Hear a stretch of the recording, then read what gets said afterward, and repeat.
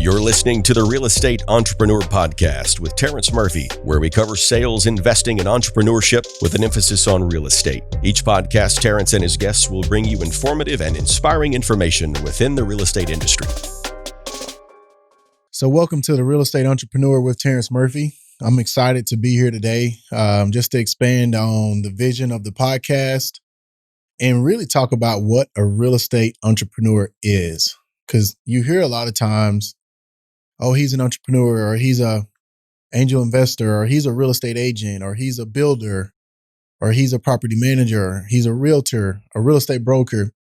So I just want to expand on the vision behind the podcast, because when I was really thinking through what I wanted to expand on, I felt like if I just said real estate agent, then I would be doing a disservice to where I'm headed, my vision, and what I see a lot of other real estate entrepreneurs doing. So it's tough to really put them in one box. Oh, he's a builder, but the guy owns 100, 200 rental properties, and he's also owns whatever.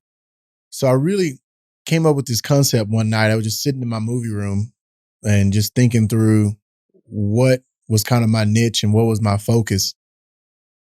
And even when I started trying to dive into talking about sales, I was like, okay, that's cool. But then I was like, but if I start talking about investments and investing in real estate or investing in land or investing in startups or investing in businesses, but then also I started thinking about entrepreneurship. And so that's why it's the Real Estate Entrepreneur with Terrence Murphy. And I just want to tell you guys, at times you're going to wonder, where is the podcast going?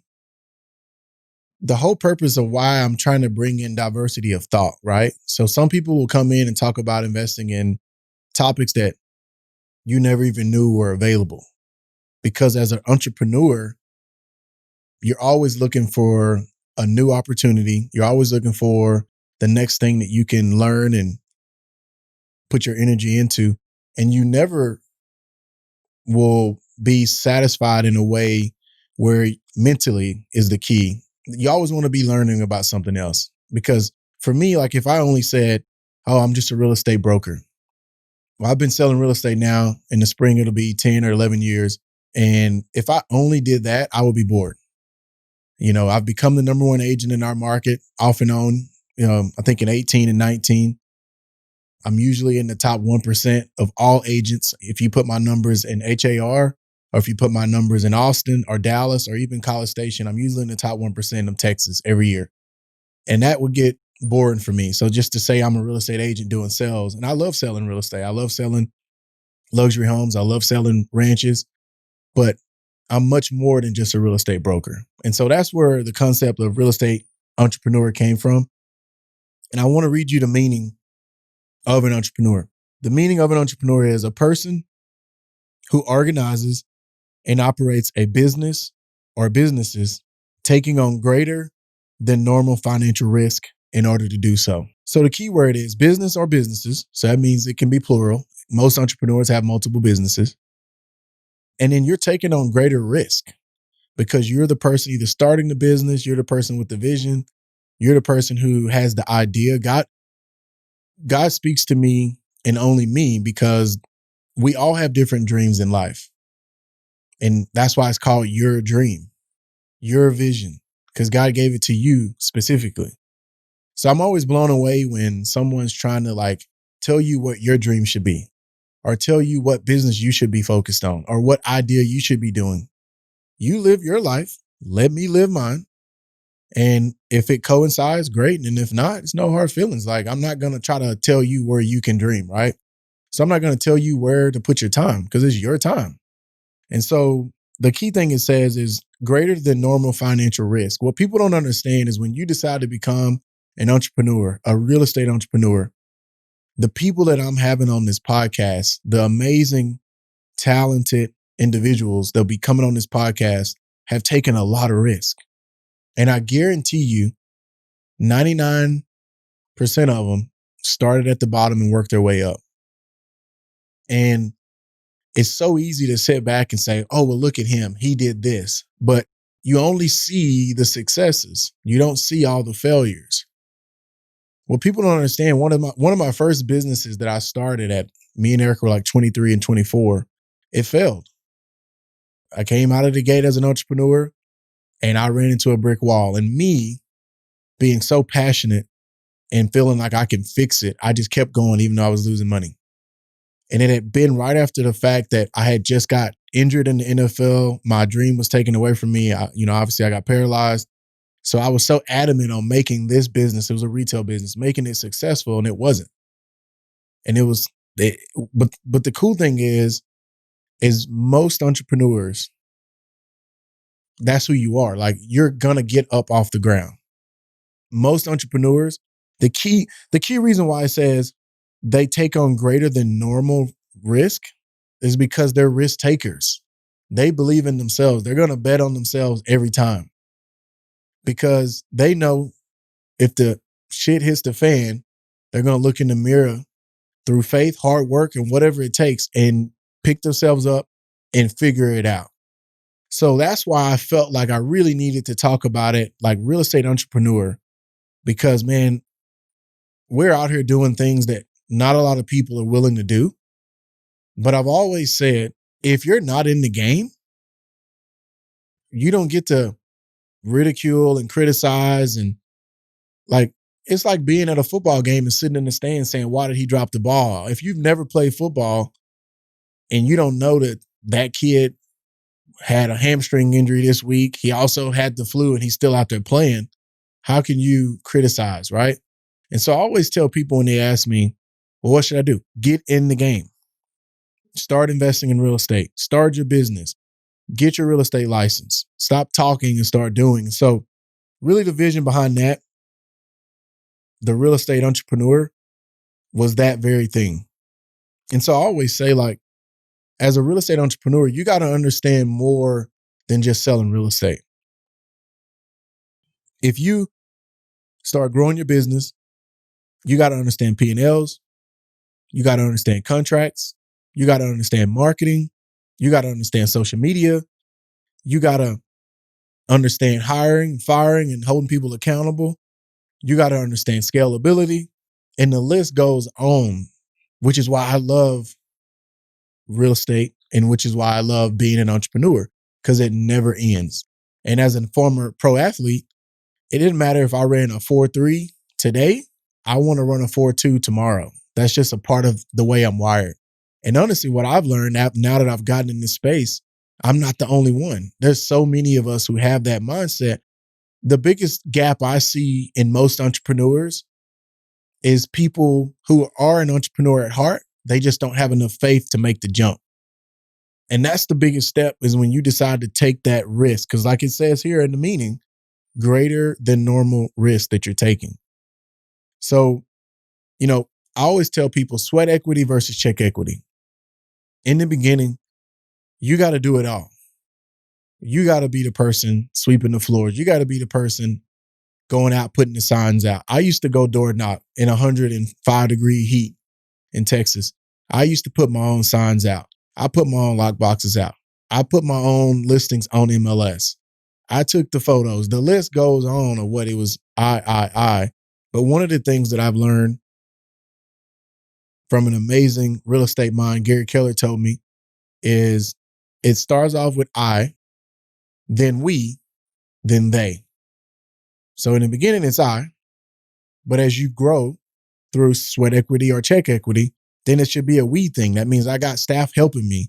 And then the ultimate goal is to scale your business and leverage to where you have teams in place helping you carry out the vision. And so I always say sweat equity versus check equity. One of the biggest things I've seen people make in real estate sales and in just entrepreneurship is they want to jump right out of the gate and pay for everything. They don't want to do the sweat part. They just want to write a check. And if you got the money, great. I can tell you now, based on my retail business, I was just spending the money because I thought that's what was going to make it successful. Billboards. I had billboards. Literally, I can go down the list. But what I learned is that I needed the sweat equity. I needed to be willing to put the time in myself.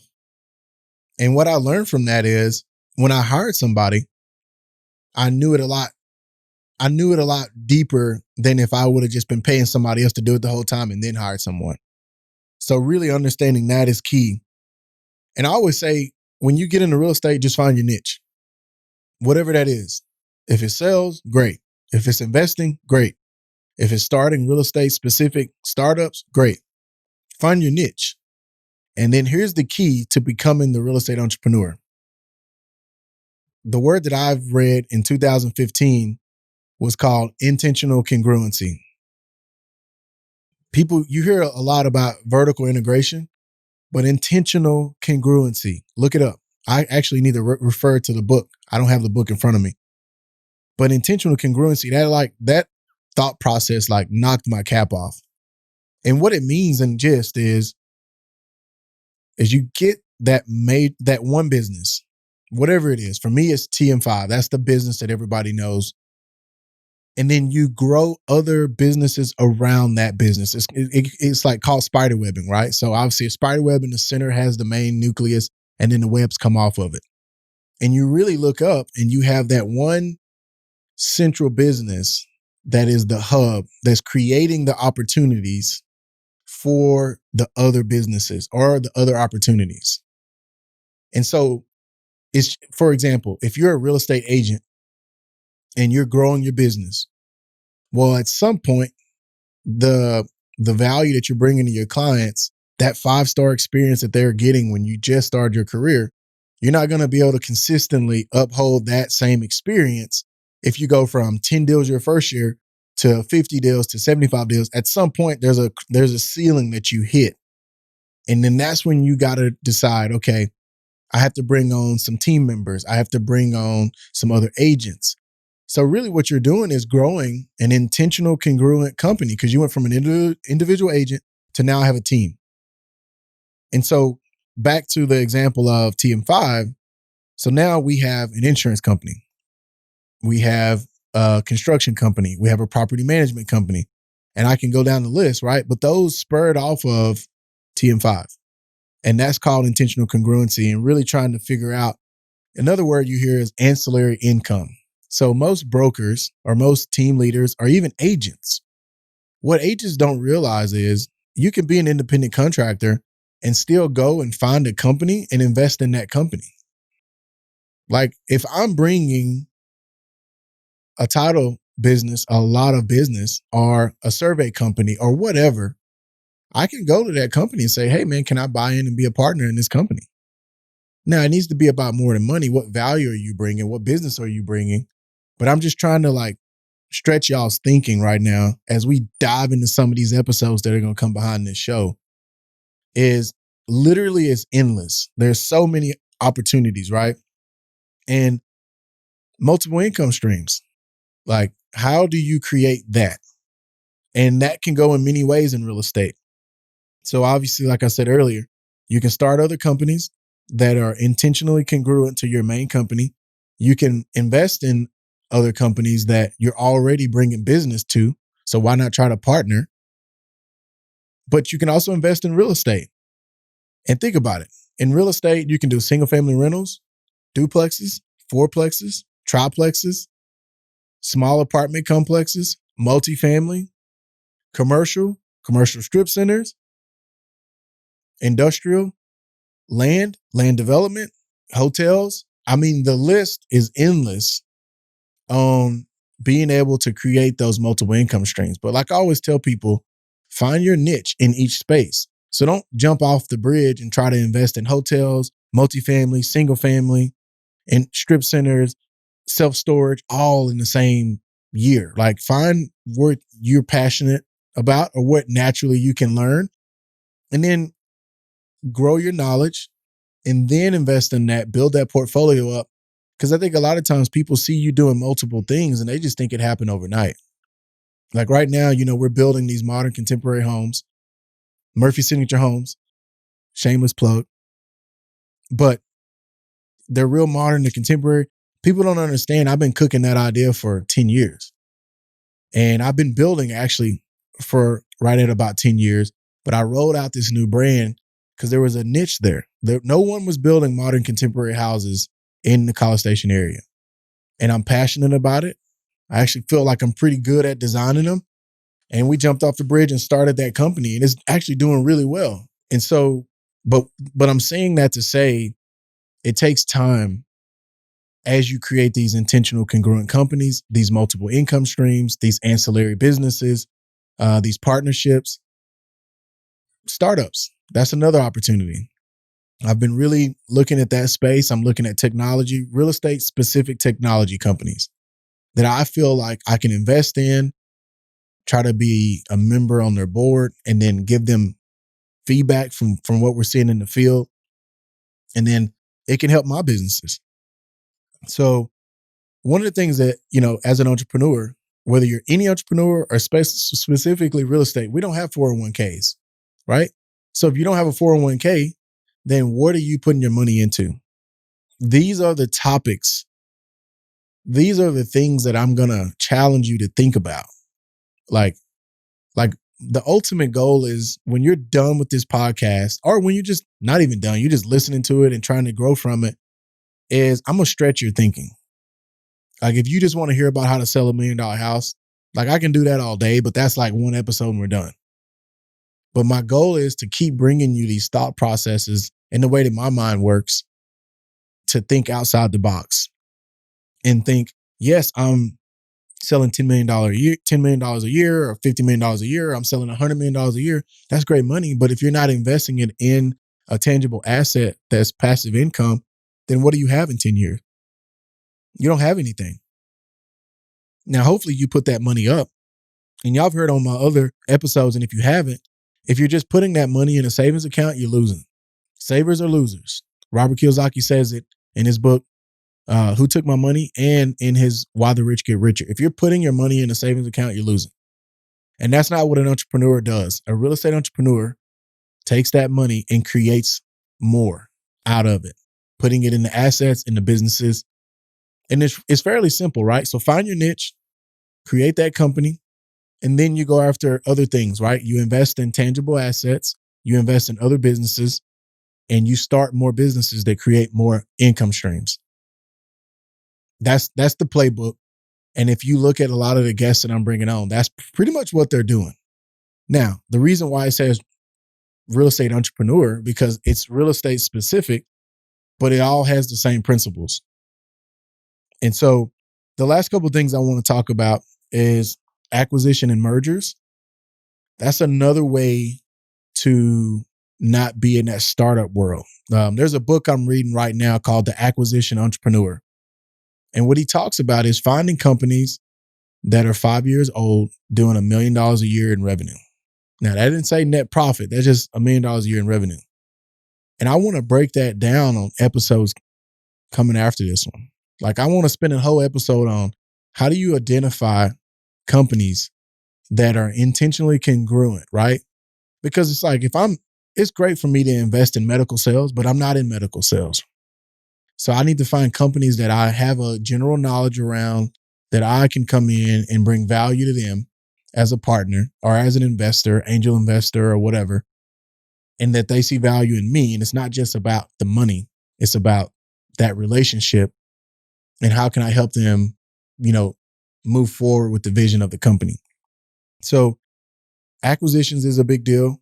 Mergers are a big deal. If you have an opportunity in a space that you're in to merge with a company and kind of, buy them and merge them into your team, the biggest thing I would encourage you to do on that, and we'll dive into that too, is culture. You got to make sure you understand their culture versus your culture, because if the culture doesn't match, that merger is going to struggle. And then, like we talked about, if we don't have 401ks as entrepreneurs and real estate entrepreneurs, and then we build these businesses, there's two things really in my mind that I want to do with every company that I own.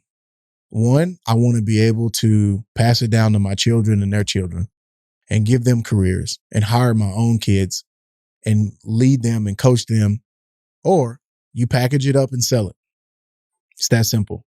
And so that's the whole reason why you're taking, back to my meaning earlier, that's the whole reason why you're taking greater than normal financial risk, is to package your business up and sell it, or to pass it down to someone in your family, whether it's your kids, your nephews, your grandkids, whatever it may be. And if you're not after those two things, then what are you after? Why are you taking this financial risk as a real estate entrepreneur? And so I want to acquire, merge, or package it up and put it in a place from a system standpoint to sell it. Or the last option is to promote staff and leaders in the business that, you let them earn some equity or whatever, and then they run it for you one day. And you say, I'm not selling it. I don't have kids to give it to, but I'm going to let my employees run it for me. And I'm just going to kind of go after something else, or I guess take off into the sunset. So, and then leverage. At the end of the day, the ultimate goal with anything is leverage. It's the whole reason why you buy an investment property at $1 million investment. You put down 200,000, 20%, and the 800,000 you leverage from the bank or from investors. So OPM. That's the key to anything. If you want to scale it, is leverage. How do you leverage systems, procedures, talent, capital? And really, as I think through what the real estate entrepreneur is, it's kind of all these things rolled into one. And that's why you're not going to see us just only talking about multifamily syndication, or only talking about how to grow a sales business, or only talking about how to grow a brokerage. I'm going to talk about all of that, everything under the sun. And if there's questions or topics or things that you want me to cover, if there's guests that you want me to bring on the podcast, then, send it in. I mean, comment on there. Hey, that was a great topic you talked about, but would you be willing to expand on this? Because I need your feedback. I need your interaction. Because really, I'm just walking by faith with this podcast. If you really know me, I'm an introvert, literally. And because I play football and I was in the NFL, people just think you want to be in the spotlight. Like, I'm not looking for that. I've been in the spotlight since I was in 5th grade. And so the whole reason I'm doing this podcast is I'm just walking by faith. I'm trying to be a vessel. I'm trying to encourage, motivate, and inspire others to get on this real estate entrepreneurship journey. No matter where you're at in this journey, no matter where you've been, no matter what it looks like, you can start today. And I'm telling you, one of our first businesses, it failed. And not a lot of people want to talk about that. They only want to talk about the successes. And those are the kind of things I want to dive into, because I want you to know, if that seed is in your heart to start a business, then what are you waiting on? Like, make no excuses. Like, go after it. Because we already know you're taking a great risk, greater than normal financial risk. I keep going back to that. That's just a part of the game.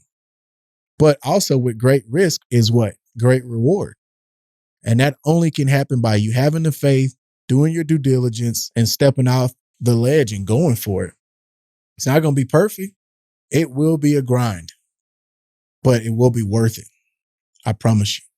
So I just want to encourage you in that. I wanted to kind of cover that because I think as people see the title of the podcast and they see the guest, and they're like, okay, we're going this way with investors. Okay, now we're going this way with salespeople. Now we're going this way with entrepreneurship. Yeah, we're going to go all ways. Real estate entrepreneur.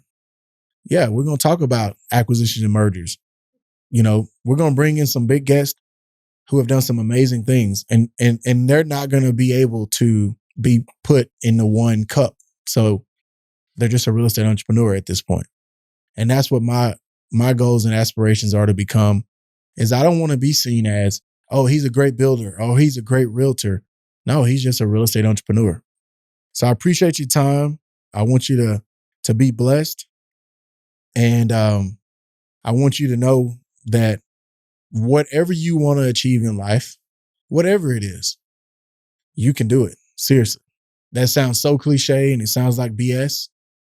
But when I used to tell people when I was 5 years old that I was going to the NFL, people looked at me like I was crazy. And I'll tell you this quick story as we close. When I was 15 or 16, my high school went 0-10. That means we didn't win one game. I was me and a guy named Jamie Lydia. We call him Debo. We were the only 2 sophomores on varsity. And we went 0-10. My junior year, we went 1-9. So going into my senior year, we were 1-19. And I'm walking around telling people I'm going D1. I'm going to a major university.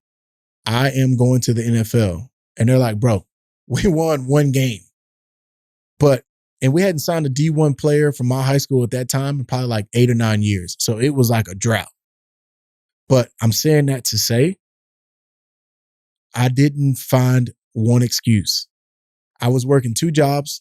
I was flipping burgers at Dairy Queen, sacking groceries at Albertsons, and there was a speed camp that came to East Texas. Crazy thing is, my mom had just had a heart attack. I was staying at home by myself, and I ended up writing a letter to the speed camp to try to get a scholarship. I didn't have $250. I think it was $250 or $500. I didn't even have that to get to the speed camp. But I wrote a letter in, and they ended up telling me that, they liked my story, and they gave me a scholarship to that speed camp. That speed camp is what gave me the confidence going into my senior year to really kind of propel myself into believing I was a D1 player. Now, even with all that, I still didn't have any recruits coming my way. So I went to the Bulldog TV teacher at my high school, and I said, listen, I will sweep the floors. I will clean this room every day if you let me use your VCRs. And I went and made my own highlight tapes, literally, by myself, the old school dubbing, like 5 VCRs, stop, play, record. And I made these highlight tapes and I sent them out to D1 colleges. But before I did that junior year, I wrote in my English class, I wrote in my, homework or whatever, that I was going to be a D1 football player and that I had planned on going to the NFL. My teacher, Miss Beck, if you're out there, I love you. She was an Aggie graduate, a young teacher. She kept me after class and said, Terrence, I got your research paper or whatever. It was a really good paper, but do you mean this? I said, hell yeah, I mean it. And she was like, but you do know we're 1-19, right? I was like, yeah, I know. She said, but if you believe it in your heart, I'll help you. She said, start coming after school. I'll help you write these letters to colleges. But what are you going to send with it? I said, I'm glad you asked me. I'm already working on my own highlight tapes. So we wrote those letters to colleges along with these old school dubbed VCR tapes. And I, was working those jobs. I paid to put them in a FedEx envelope or whatever and ship them. And that's how people found me in East Texas. And then I knew when we played some of the best teams, I had the ball. And we ended up going 4-6 my senior year, didn't go to the playoffs. But by my senior year, I had 17 or 18 D1 offers. And I was the first D1 signee at my high school in like 8 to 9 years. And then after that, we started signing D1 guys again. So I'm only telling you that story because it's going to look like it is too hard. It's going to look like it's insurmountable. It's going to look like it can't happen. But that's the whole reason why you go after it. That's the whole reason why you go on that journey, is to pursue that dream. And without coming to Texas A&M and playing football here, I wouldn't be sitting in front of you. That opportunity changed my life. And so I just want to encourage you. There's a reason why that business idea, there's a reason why God is asking you to get your license. There's a reason why whatever it is in your heart that you feel, but you feel the fear and you feel the idea at the same time, and you got to decide which one you're going to feed. Like they always say, the wolf mentality, which wolf are you going to feed? But I decided to feed the wolf in the vision of going D1. And then I turned around and I had 17 D1 offers. So yes, was I talented? Hell yeah. That's why I came in as a true freshman and started and played. But I'm saying that opportunity never would have happened had I not took the faith to write those letters, sweep those floors, make those VCR tapes, and send them out. And so I just want to encourage you, whatever that idea is that you're sitting on, go for it. I wish you well. God bless. Look forward to the next episode on The Real Estate Entrepreneur with Terrence Murphy. Thank you for your time. See you soon. Thank you for tuning into this week's episode of The Real Estate Entrepreneur with Terrence Murphy. Please subscribe on whichever platform you are listening and consider leaving a 5-star review, as that will help us gain traction and continue to bring you knowledge in the real estate industry. For more content, head over to terrencemurphy.com.